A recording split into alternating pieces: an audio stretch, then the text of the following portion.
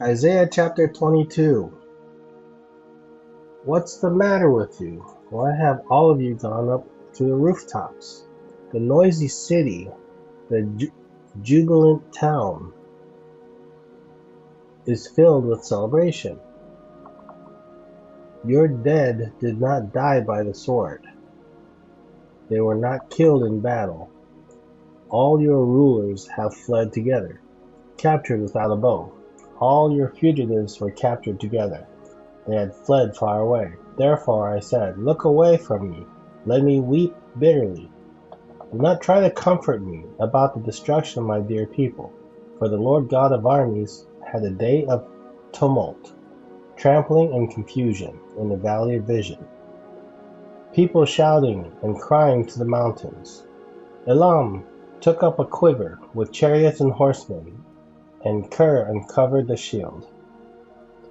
Your best valleys were full of chariots, and horsemen were positioned at the city gates. He removed the defenses of Judah. On that day you looked to the weapons in the house of the forest. You saw that there were many breaches in the walls of the city of David. You collected water from the lower pool. You counted the houses of Jerusalem so that you could tear them down to fortify the wall. You made a reservoir between the walls for the water of the ancient pool, but you did not look to the one who made it, or consider the one who created it long ago. On that day the Lord God of armies called for weeping, for wailing, for shaven heads, and for the wearing of sackcloth. But look, joy and gladness, butchering of cattle, slaughtering of sheep and goats, eating of meat and drinking of wine. Let's eat and drink, for tomorrow we die. The Lord of armies has directly revealed to me. This iniquity will not be wiped out for you people as long as you live.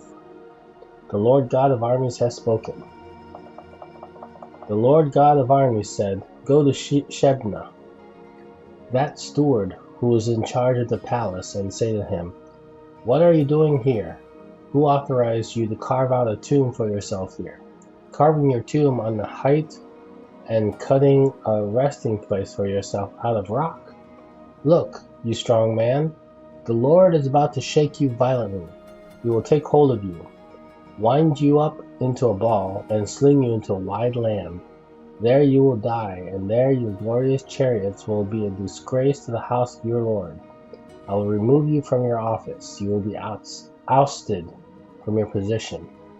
On that day I will call for my servants, Eliakim son of Hilkiah. I will clothe him with your robe and tie your sash around him. I will hand your authority over to him, and he will be like a father to the inhabitants of Jerusalem and to the house of Judah. I will place the key of the house of David on his shoulders. What he opens, no one can close. What he closes, no one can open. I will drive him like a peg into a firm place. He will be a throne of honor for his father's family. They will hang on him all the glory of his father's family, the descendants and the offshoots, all the small vessels from bowls to every kind of jar. On that day, the declaration of the Lord's army. The peg that was driven into a firm place will give way, be cut off and fall, and the load on it will be destroyed. Indeed, the Lord has spoken. Isaiah chapter 23. A pronouncement concerning Tyre. Wail, ships of Tarshish, for your haven has been destroyed.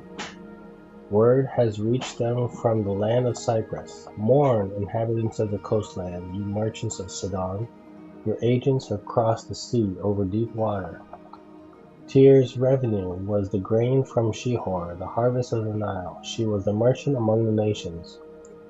Be ashamed, Sidon, the stronghold of the sea, for the sea has spoken. I have not been in labor or given birth. I have not raised young men, or brought up young women. When the news reaches Egypt, there will be an anguish over the news about Tyre. Cross over to Tarshish. Wail, inhabitants of the coastland. Is this your jubilant city? whose origin was in ancient times, whose feet have taken her to reside far away? Who planned this against Tyre, the bestower of crowns, whose traders are princes, whose merchants are the honored ones of the earth? The Lord of armies planned it, to disgrace all the honored ones of the earth. Overflow your land like the Nile, daughters of Tarshish. There is no longer anything to restrain you. He stretched out his hand over the sea. He made kingdoms tremble. The Lord has commanded that the Canaanite fortress be destroyed. He said, "You will not celebrate anymore. Ravished young woman, daughter of Sidon, get up and cross over to Cyprus. Even there you will have no rest. Look at the land of the Chaldeans, a people who no longer exist. Assyria destined it for desert creatures. They set up their siege towers and stripped its palace. They made it a ruin. Wail, ships of Tarshish, because your fortress is destroyed. On that day, Tyre will be forgotten for 70 years, the lifespan of one king. At the end of 70 years, what the song says about the prostitute will happen to Tyre. Pick up your lyre, stroll through the city, you forgotten prostitute, play skillfully, sing many songs, so that you will be remembered. And at the end of the 70 years, the Lord will restore Tyre, and she will go back into business, prostituting herself with all the kingdoms of the world throughout the earth. But her profits and wages will be dedicated to the Lord. They will not be stored or saved, for her profit will go to those who live in the Lord's presence, to provide them with ample food and sacred clothing.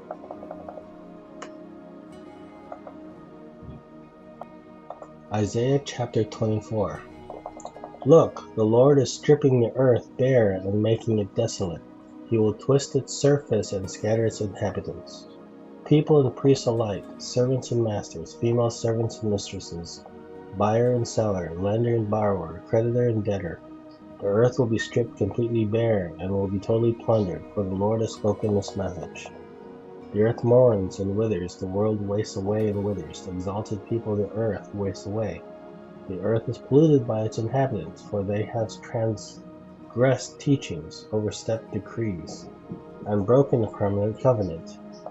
Therefore a curse has consumed the earth, and its inhabitants have become guilty. The earth's inhabitants have been burned, and only a few survive. The new wine mourns, the vine withers, all the carousers now groan. All the carousers now groan. The joyful tambourines have ceased, the noisy of the jubilant has stopped. The joyful lyre has ceased. They no longer sing and drink wine. Beer is bitter to those who drink it. The city of chaos is shattered. Every hour is closed to entry. In the streets they cry for wine. All joy grows dark. Earth's rejoicing goes into exile. Only desolation remains in the city. Its gates has collapsed in ruins. For this is how it will be on earth among the nations. Like a harvested olive tree, like a gleaning after a grape harvest. They raise their voices, they sing out, they proclaim in the west the majesty of the Lord. Therefore, in the east honor the Lord, in the coast and islands of the west honor the name of the Lord, the God of Israel. From the ends of the earth we hear songs, the splendor of the righteous one. But I said, I waste away, woe is me. The treacherous acts treacherously, the treacherous deals very treacherously. Panic, pit, and trap await you who dwell on the earth. Whoever flees at the sound of panic will fall into a pit, and whoever escapes from the pit will be caught in a trap. For the floodgates on high are opened, and the foundations of the earth are shaken. The earth is completely devastated. The earth is split open. The earth is violently shaken. Earth staggers like a drunkard and sways like a hut. Earth's rebellion weighs it down, and it falls never to rise again. On that day the Lord will punish the army of the heights in the heights, and the kings of the ground on the ground. They will be gathered together like prisoners in a pit. They will be confined to a dungeon. After many days they will be punished. The moon will be put to shame, and the sun disgraced, because the Lord of armies will reign as king on Mount Zion in Jerusalem, and he will display his glory in the presence of his elders.